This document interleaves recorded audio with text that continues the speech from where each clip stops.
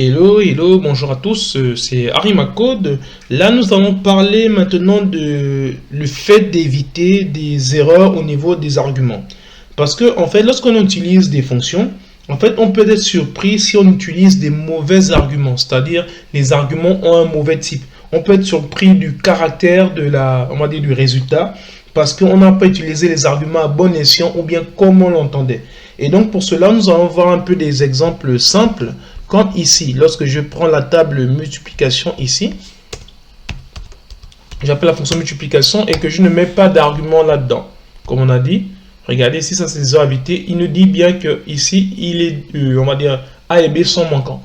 Donc ici, le fait de ne pas avoir mis de valeur, ça retourne une erreur au niveau de A et de B.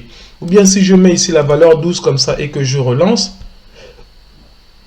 on aura le même problème, c'est-à-dire qu'il y a le B qui est manquant, comme on a vu à la vidéo précédente. Maintenant, ici, ces types d'erreurs sont très importants. Il faut savoir quoi mettre aussi en termes de valeur en termes de valeur d'argument. Je prends un autre exemple. Regardez, je vais prendre un truc simple. Je vais prendre ici, je vais mettre la valeur 3.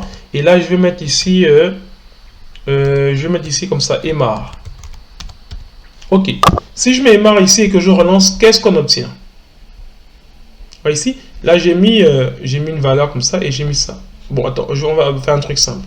Je vais mettre ici d'abord 7. Ok? Et lorsque je lance, qu'est-ce qu'on obtient? Regardez, on a eu 7, 7, 7. Mais qu'est-ce qui s'est passé? J'ai fait 3 multiplié par 7.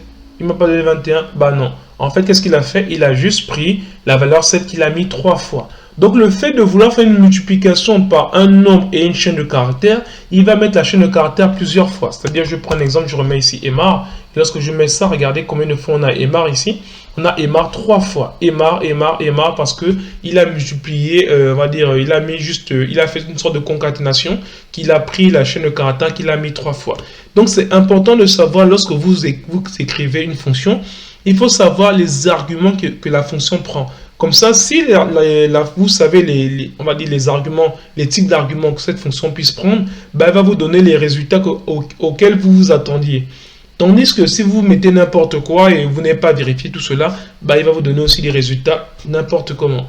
Donc voilà un peu ce qu'il fallait voir rapidement sur les erreurs à éviter au niveau des arguments lorsqu'on crée des fonctions. Donc je vous donne rendez-vous à la vidéo prochaine où nous allons parler en fait des retours parce que vous voyez, dans toutes les fonctions, vous faisiez que mettre print, print, print, print, print, mais toutes les fonctions ne prennent pas des prints. Peut-être vous avez fait le constat ou pas, mais vous voyez, j'ai mis print partout. Mais non, on n'est pas obligé de retourner des prints et on va le voir à la vidéo prochaine. Merci.